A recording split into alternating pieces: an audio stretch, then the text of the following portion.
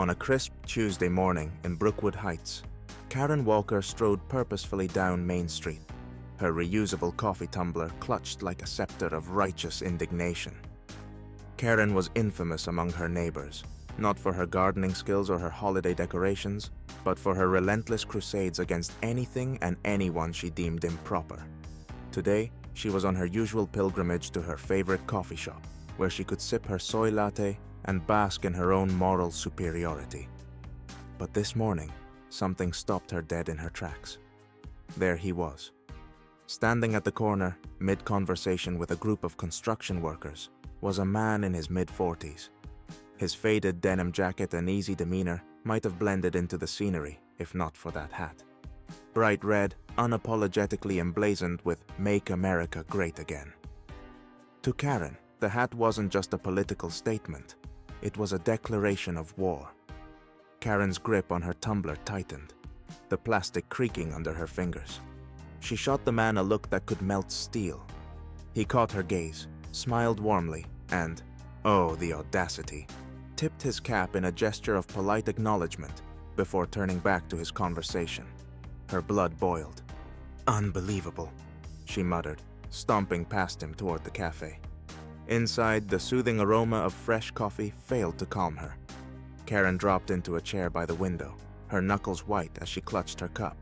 Moments later, her best friend Lisa breezed in, immediately catching the storm brewing on Karen's face.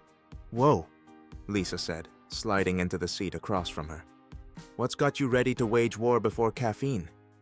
Karen leaned forward, her voice low but venomous. "That guy outside, strutting around with that hat like this isn't a progressive neighborhood. It's disgusting." Lisa raised an eyebrow, unimpressed. "Karen, maybe he's just, existing. People do that." Karen slammed her cup onto the table, making the lid pop off. "Existing? Lisa, that kind of passivity is why people like him feel bold enough to—" Before she could finish her tirade, Karen caught a glimpse of red through the window. He was walking toward the cafe. "Stay here," Karen hissed, standing up. Lisa barely had time to protest before Karen stormed toward the door, her jaw set, ready to confront her newest crusade. Unbeknownst to Karen, this confrontation was about to set off a chain of events that neither she nor her neighbors would forget. Later that afternoon, Karen stormed back toward her house, the memory of that morning's MAGA hat still blazing in her mind.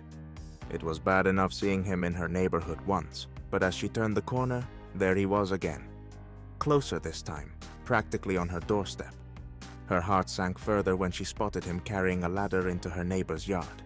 A ladder? What was he planning? No, Karen muttered under her breath, clutching her tote bag like a weapon. "Not here. Not in my neighborhood." The man, oblivious to her internal monologue, whistled a jaunty tune as he propped the ladder against the side of the house. "Hey!" Karen's voice rang out like a fire alarm. He turned, visibly confused but polite. Hi? Can I help you?" Karen marched forward, jabbing a finger at his hat like it had personally offended her. "You can start by taking that off. How dare you parade around here with that hateful symbol? Do you even know where you are?" The man's confusion deepened. He adjusted his hat as if to make sure it hadn't somehow changed. "It's just a hat, ma'am," he said, his voice calm and measured. "Just a hat?" Karen's voice climbed an octave, drawing the attention of a couple walking their dog and a jogger who slowed to eavesdrop. "That hat represents everything wrong with this country." The man sighed, clearly not expecting this level of energy during his afternoon. "I think you're overreacting, ma'am. I'm just here to—" But Karen wasn't in the mood for explanations. Before he could finish, she surged forward and snatched the cap off his head, holding it aloft like a trophy before tossing it dramatically onto the ground. Gasps rippled through the small crowd now gathering across the street. The man stood there, stunned. Slowly, he bent down, picked up his hat and dusted it off. Then, with a wry smile, he locked eyes with Karen. "Well," he said dryly, "that's one way to introduce yourself to your new housemate." Karen froze mid-breath, her righteous fury morphing into stunned disbelief. "Excuse me, what?" she sputtered. The man grinned. Mike, Steve's buddy. I'm staying here while I help fix up your mom's house. Nice to meet you too. The crowd stifled chuckles as Karen's world came crashing down in an instant. The man smirked, adjusting the infamous red cap as if settling it back into its rightful place. I'm Mike, he said, his voice calm but with a hint of amusement. Your brother Steve asked me to stay with you guys while I work on the renovations for your mom's house. Karen's stomach dropped like she'd missed a step on a staircase. Mike? Her mind raced. The Mike? The one her brother had been gushing about. Retired Marine Corps engineer, selfless, resourceful, practically a saint? The very same man who had volunteered his time to help their family remodel their late father's house? The small crowd that had gathered began to thin out, though not before exchanging a few smirks and whispers. Karen stood frozen, caught somewhere between mortification and disbelief. Steve never mentioned you'd be... Her voice faltered, her eyes flickering to the bright red hat like it had personally betrayed her. A Republican? Mike finished for her, his tone steady but pointed. He tilted his head, giving her the kind of patient yet slightly exasperated look a teacher might give an overzealous student. Yeah, that usually comes up sooner or later, but I didn't think it'd be the first thing we talked about. Karen's face burned. I didn't know it was you, she stammered, clutching her tote bag like it might somehow save her from this spiral of embarrassment. Would it have mattered? Mike asked, his expression softening slightly, but still holding an edge. Karen opened her mouth to reply, then closed it again. Would it? Her brain scrambled for a reasonable response, but all she could think about was how ridiculous she must have looked, lunging for his hat like some deranged vigilante. I thought... She began weakly, but Mike cut her off. You thought the hat said everything you needed to know about me, he said, his tone sharp but calm. And you acted on that, in public, without asking a single question. Karen winced.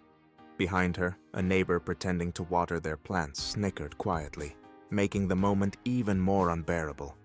Mike sighed, shaking his head. Look, Karen, I get it. We probably don't agree on a lot of things, but maybe next time, try asking a question or two before you start throwing hats around. With that, he turned back to the ladder, leaving Karen standing there, red-faced and speechless, as the distant sound of a chuckling neighbor echoed in her ears. That evening, Karen found herself pacing in the kitchen, replaying the incident over and over.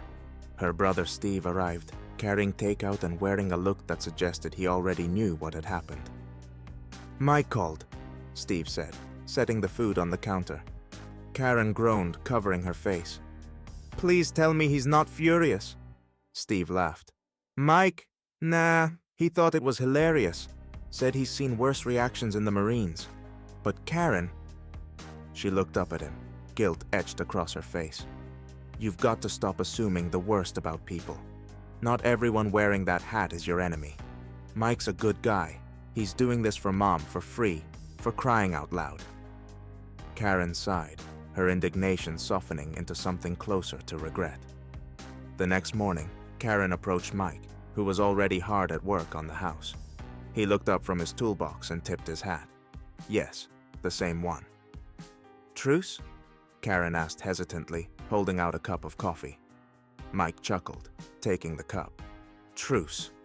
But just so you know, I don't plan on taking the hat off. Karen smiled sheepishly. Fair enough.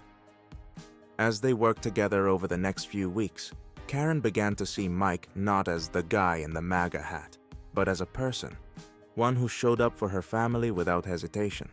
And while she still didn't agree with his politics, she learned an important lesson about judging people by more than their accessories. Because, as Karen discovered, even the most unexpected people can surprise you, red hats and all hats. And